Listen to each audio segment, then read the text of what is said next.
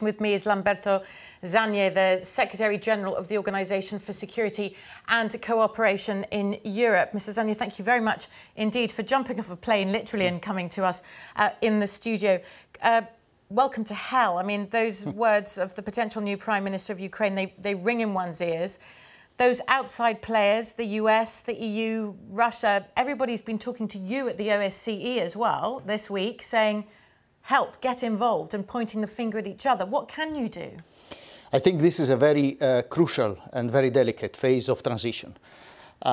We are coming from a very difficult moment, a moment where a potentially very serious crisis was averted at the very last minute by a robust intervention of a number of ministers of the European Union and the Russian envoy. So it was a joint intervention, which shows that when the international community comes together, results can be achieved. Now, this is only the beginning of a phase where we see changes hour by hour.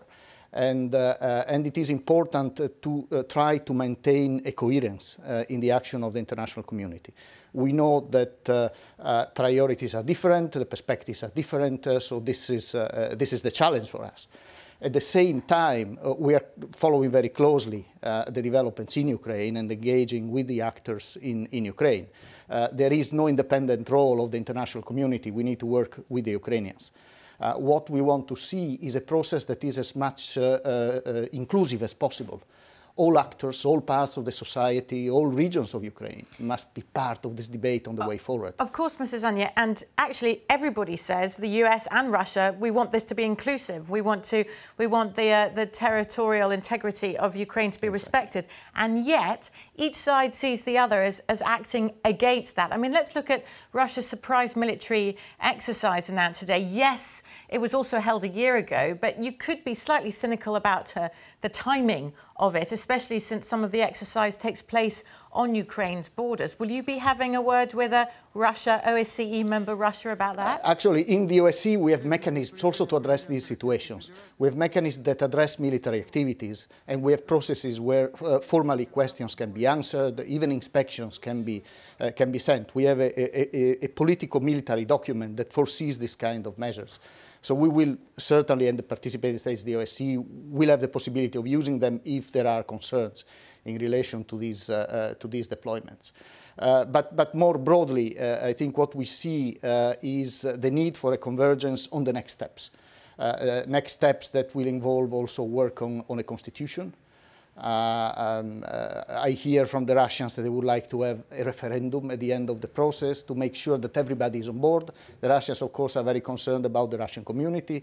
Some of the initiatives of the parliament were looked at with concern, especially the abolishment of a law that was granting status to the Russian language, or some impediments to Russian television transmissions in Ukraine. So we are addressing these issues. And as you say, sorry, sir, but when you say it needs to be a step-by-step approach, absolutely. Surely the first step is for this this suggested cabinet to be approved by Parliament, and for it to actually stay together. When you look at the Arab Spring, all too often you may get rid of one regime or one government, and the next one falters because opposition groups can't stay together. How can you help there? That's why there is a need for a national dialogue. I think that's where the Ukrainians need to prove their own leadership.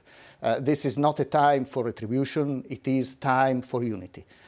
So it is important that all sides engage, that the leadership in Kiev reaches out to the Crimean parliament, that a dialogue and the real dialogue is there, and there is an involvement also of the communities.